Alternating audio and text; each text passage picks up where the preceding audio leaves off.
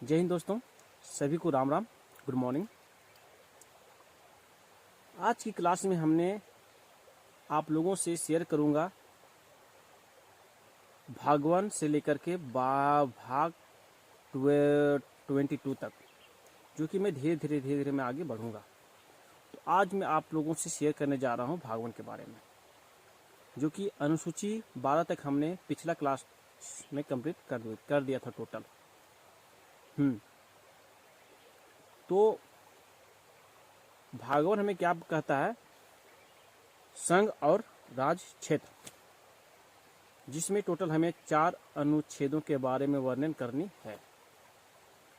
अनुच्छेद 1, अनुच्छेद 2, अनुच्छेद 3, अनुच्छेद 4। तो भाग 1 में हमें संघ और राज क्षेत्र में हमें टोटल 4 अनुच्छेदों के बारे में वर्णन करनी है, जिसमें से अनुच्छेद 1 में आता है हमारा संघ, जिसमें 28 राज और 8 यूनियन टेरिटरी के बारे में वर्णन करनी है। इसके बारे में बताया गया है संघ अनुच्छेद 1 में, आर्टिकल 1 में। यदि आपको इसके बारे में डिटेल से पढ़नी है तो आप अनुसूची 1 को पढ़ेंगे। अनुसूची 1 को पढ़ेंगे अच्छा तरह से डिटेल से, तो आपको सारी राज्यों के बारे में आपको डिटेल से बताया गया। अनुच्छेद 2 क्या कहता है कि संसद को ये अधिकार है कि विदेशी राज्य को भारत में मिला सकता है विदाउट परमिशन राज्य और राष्ट्रपति, बिना राज्य के कहे हुए और बिना राष्ट्रपति के कहे हुए। संसद को अधिकार है कि विदेशी राज्य को भारत में मिला सकता है या मिलाएगा। मिलाने का प्रावधान कौन सा आर्टिकल में की गई है? तो आर्टिकल 2 में की गई है। फॉर एग्जाम्पल, विदेशी राज्य हमारा सिक्किम था, जो 16 मई 1975 ईस्वी को भारत में मिलाया गया, बस यही आर्टिकल 2 के तहत। ओके।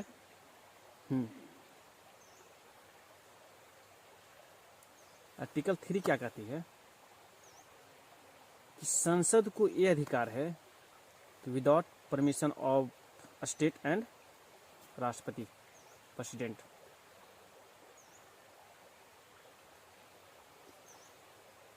अपने राज्य है उसके नाम में परिवर्तन कर सकता है, उसको तोड़ सकता है, उसको विघटित कर सकता है, उसको बंटवारा कर सकता है, बड़े राज्य को छोटे छोटे राज्यों में तोड़ सकता है। ये संसद को अधिकार है। मतलब आर्टिकल 2 में जोड़ने का अधिकार है, जोड़ने का प्रावधान दिया गया है।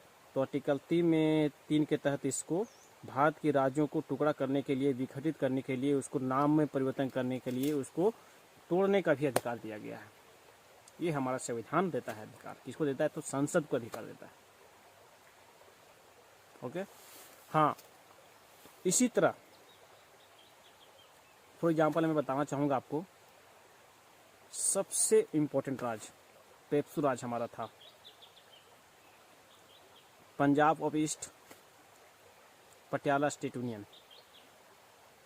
Punjab of east Patiala state union जो हमारा एक बहुत बड़ा राज्य था, इसको तोड़कर छोटे छोटे 4 राज्यों में विभक्त कर दिया गया, जिसमें एक 1966 ईस्वी में शाह आयोग का गठन किया गया और शाह आयोग ने संसद से सिफारिश किया कि पेप्सी राज्य को छोटे छोटे राज्यों में तोड़ा जाए, क्योंकि ये बहुत बड़ा स्टेट था।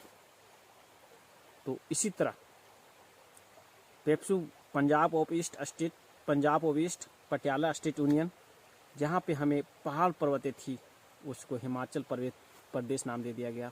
जहाँ पे हिंदी बोली जाती थी उसको नाम दे दिया गया उसको हरियाणा। जहाँ पे पंजाबी बोली जाती थी उसका नाम दे दिया गया पंजाब। ओके।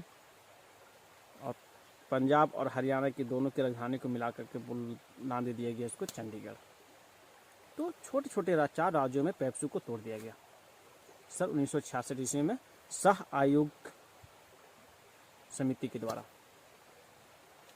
तो आर्टिकल 4 क्या कहता है जनाब? आर्टिकल 4 कहता है कि आर्टिकल 2, आर्टिकल 3 जो राष्ट्रपति 368 अनुच्छेद का किसी भी तरह से इसमें कोई उल्लंघन नहीं करेगा। मतलब जो राष्ट्रपति को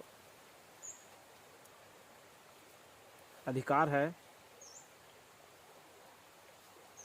कि कोई भी कानून बनता है तो आर्टिकल 368 के तहत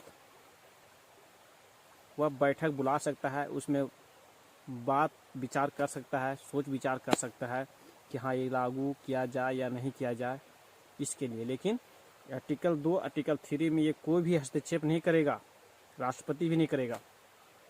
ये हमारा आर्टिकल 4 कहता है। क्यों हस्तक्षेप करेगा यार, आप ही बताओ।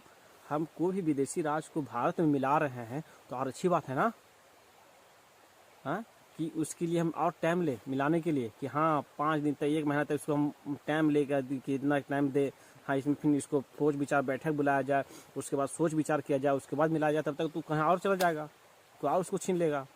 तो भाई इसी चलते आर्टिकल 2 आर्टिकल 3 में राष्ट्रपति किसी भी तरह से कोई भी हस्तक्षेप नहीं करेगा, आर्टिकल 368 का। ओके, ये आज हमारा भाग 1